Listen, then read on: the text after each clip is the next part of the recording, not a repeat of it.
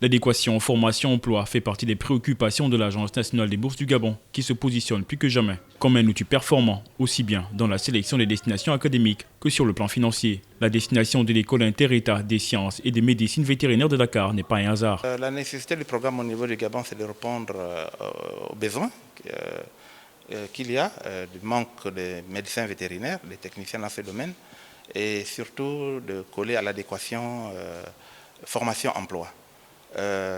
Ces apprenants qui vont à Dakar peuvent être sûrs qu'à la fin de leur formation, ils seront immédiatement insérés dans le monde professionnel.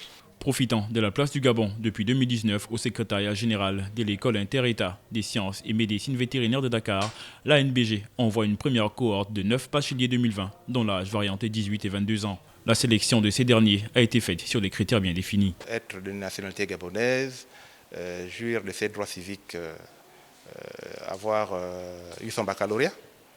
Dans le cadre de ce programme, c'était le baccalauréat scientifique qui était exigé, et puis remplir des conditions d'âge. L'accompagnement consiste à leur payer les frais de scolarité.